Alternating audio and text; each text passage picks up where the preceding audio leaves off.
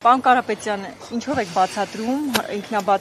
զանգվածային ինքնաբացարկները, որովհետև կարծես թե այդպիսի նախադեպ չի եղել մինչև հիմա։ Ինչ սցենար ունեք, ինչու է մեր գաղտնի պլանի մասերից է։ Հնարավոր է, որ այսպիսի սցենար կա, որ ինչ-որ պահի մանդատները վայր դնեք, ձեզ համար կանխատեսելի լինի նրանից հետո եկող թեկնածուները։ Դա գաղտնի պլանի մաս է։ Անվստահելի թիմակիցներ։ Բոլորը մեր թիմակիցներն են եւ մնում են մեր թիմակիցները։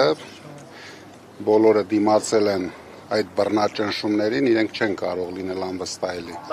Բայց դա մեր քաղաքական մարտավարություն։ Գուցե քրեական հաղորդակցության մեջ նշել եք, որ այս անձանց ինքնաբացարկը պայմանավորված էր, որպեսզի նրանք պաշտպանեք նրանց հնարավոր իշխանական ճնշումների մասին է խոսքը կհստակեցնեք։ Ամենօրյա բռնաճնշումների։ Այս անձինք այդքան էլ հանրային ճանաչելիություն չունեն, ինչ ճնշումների մասին է խոսքը, այսինքն քրեական հետապնդումներ եւ այլն։ 700 մարդ ձերբակալել են, դրանցից երևի հանրային ճանաչելիություն ունենային մի 5 մարդ։ Բայց որպեսզի նրանց էլ չձերբակալեին, դրա համար զանգվածային դուրս եկան ցուցակներից, այսինքն նոր քրեական ձերբակալեն, տարբեր տեսակի բռնաճնշումներ են իրագործում։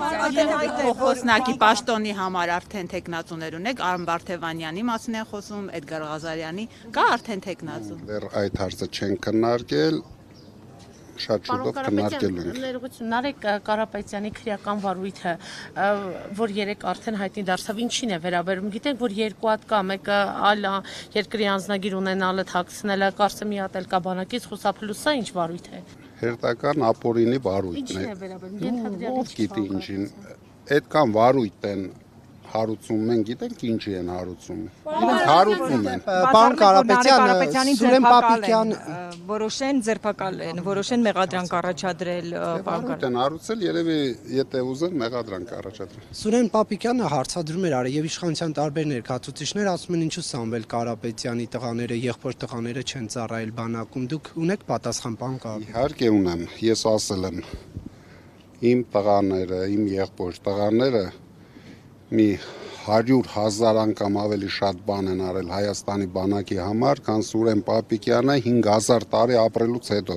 Դրա համար թող ինքը իր մասին մտածի, կյանքն էլ ցույց կտա, ով ում մասին պետք է մտածի։ Բայց պարտադիր զինվորական ծառայությունը, որը Հայաստանի Հանրապետության օրենքով է, նախատեսված եւ եթե չկան ինչ-որ խոչընդոտներ, բոլորն էլ հարգելի պատճառներ ունեն, դրա համար էլ չեն ծառայել։ Ոչ մեկը անհարգելի պատճառով չի եղել։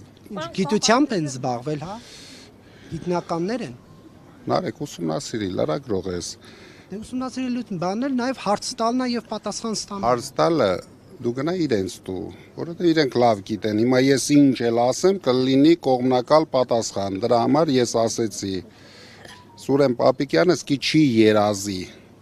Ինչ կան բան են այդ տղաները արել Հայաստանի բանակի համար։ Ինչ են արել ներողություն։ Չի կարելի, Նարեկ, այդ հարցին չի կարելի։ Մի խորաց եղա։ Դուք երբ եք նախատեսում դա իրագործել շոշափելի արդյունքներ չի ձեռք բերել Փաշինյանը։ Ինչա։ Մամուլը գրում էր, որ Միշուստինի հետ հանդիպման ժամանակ արտահանման հարցում հաջողություն չի գրանցել Փաշինյանը, վերջինս էլ հակառակն էր պնդում առանց մանրամասներ բացատրելու։ Ինչ է կարծում, եթե կա պայմանավորվածություն, ինչու չի հանրայնացվում։ Ճիշտն ասած ես չգիտեմ, կա թե չկա։ Դրա համար հիմա ամեն օր մենք կզգանք, կա թե չկա։ Այսօր ես լսեցի, որ հերթական 3 միլիարդն են մսխում այդ հարցերը լուծելու համար։ Եթե լիներ պայմանավորվածություն, ինձ թվում է իրենք այդքան գումար չէին ծախսի աննպատակ։ Պարոն Կարապետյան, հարցում եմ հետևել եք համարի նախադրյալները, պետք որ դուք իրագործեք։ Տեսեք, ուզեմ սրա մասին խոսել։ Մեր գաղտնի պլաները երկար պլաներ են, քայլ քայլը մեր երկրի համար ու մեր ժողովրդի համար։ Պարոն Կարապետյան, ՀԱԿ գլխավոր քարտուղարը պարզվում է պատրաստ է օգնել Նիկոլ Փաշինյանին, պայքարել եկեղեցու դեմ, նաև ձեր աջակիցների դեմ, ինչպես բացահայտել էին ռուս բռնկերները։ Ինչ կարծիք ունեք դուք այս հարցի վերաբերյալ, արդյոք սա այսպես միջամտության փորձ չէ։ Կարծիք ունեմ, որ իրենք արդեն 1 տարի օգնում են Փաշինյանին պայքարելու թե եկեղեցու դեմ, թե մեր դեմ, եւ նա փորձում է ամեն օր պայքարի։ Դուք թիմ ընտրություններին մասնակցելու պլաններ ունեք։ Հիմա իշխանությունը քննարկեց եւ ընդունեց օրենք, որ այն ուժերը, որոնք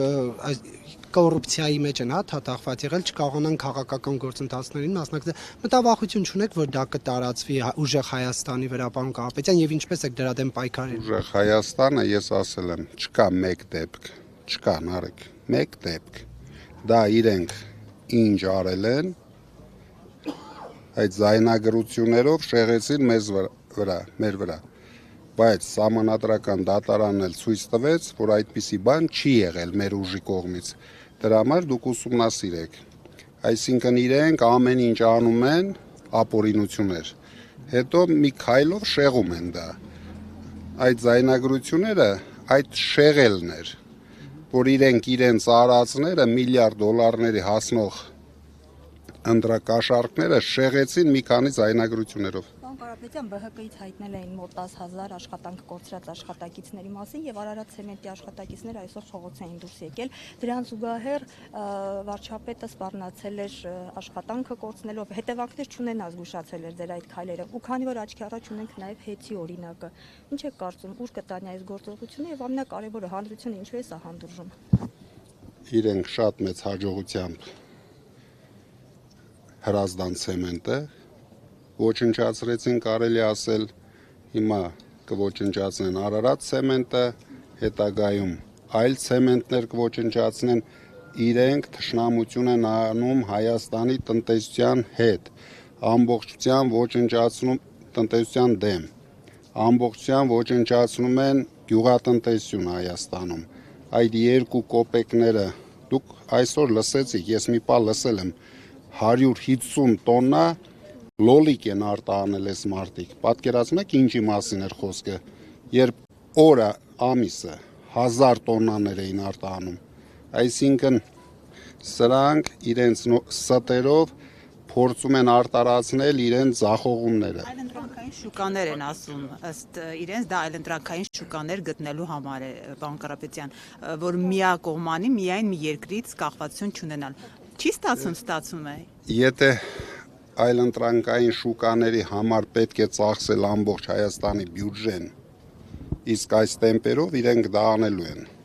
Այսինքն ինչ են անում։ Մարդիկ գոնե,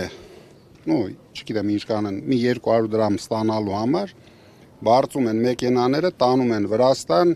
միգուցե թափում են այնտեղ այդ ապրանքը, գալիս են, որ այդ 200 դրամը ստանան, տանեն իրենց վարկերի հարցը լուծեն, բայց դա բերելու է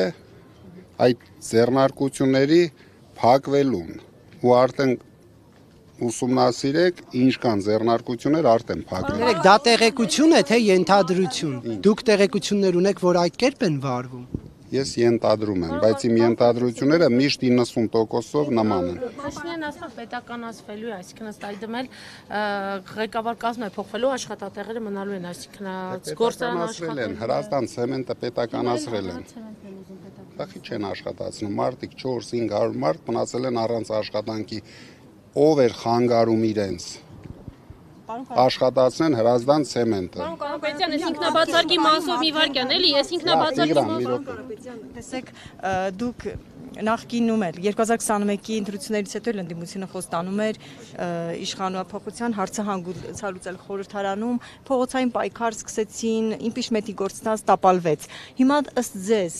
այս խորհրդարանը ընդդիմադիր ուժերի պլանները ինչով են տարբերվում նախորդից։ Դուք ինչ կանխատեսումներ ունեք, դուք հաջողվելու եք ձեզ իշխանապահության հարցը հանգուցալուծել խորհրդարանում, ինչ կանխատեսումներ կան։ Հիմա օրորի, ես ասել եմ, օրորի ավելի է ձախողվելու։ Դրա համար ես նախորդ անգամ ասեցի, լինելու է տրիգեր, որը ընդդիմությունը օգտագործելու է։ Արդեն հավաքական։ Դե պարզա ես չունեմ, բայց ես տեսնում եմ, քայլերը տեսնում եմ, իրենք կորցրել են իրականությունը։ Չկա արդեն, իրենք չեն հասկանում ինչ են անում, իրենք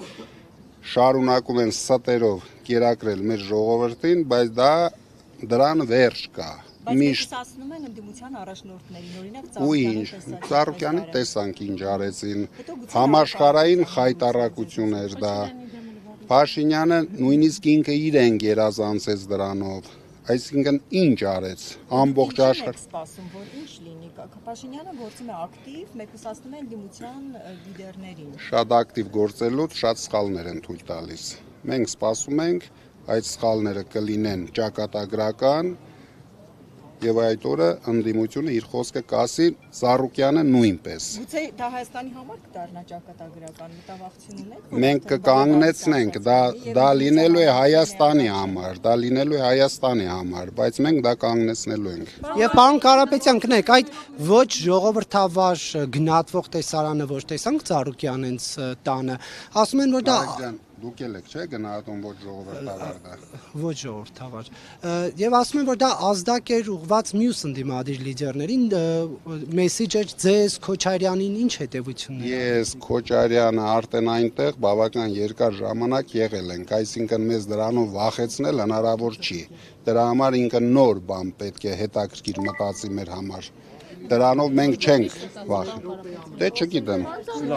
Մարտա կմտածել, հիմա Ծառուկյանին ինչ մտածեց։ Կարապետյան վերջին հարցը էլի այսօր նաև մամուլի լրատվամիջոցների թափանցիկության մեր վարչապետն անդրադարձել, ավելի վաղ էլ նախագահի հետ էր այդ մասին խոսել, որ հատուկ խումբ է ստեղծվելու հրապարակումները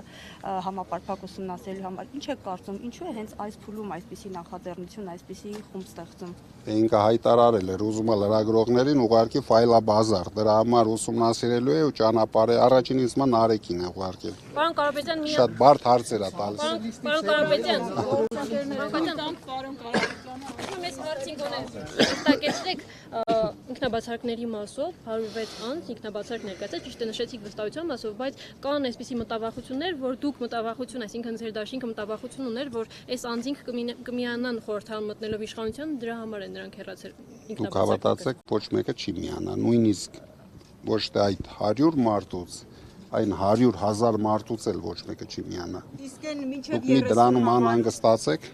Իսկ հիմնական պատգամավորների ցանկից ինքնաբացարկը լինի, որ արդեն խորհրդարան են անցել 38 օրինակ, սպասվում են։ Ինձ թվում է ոչ։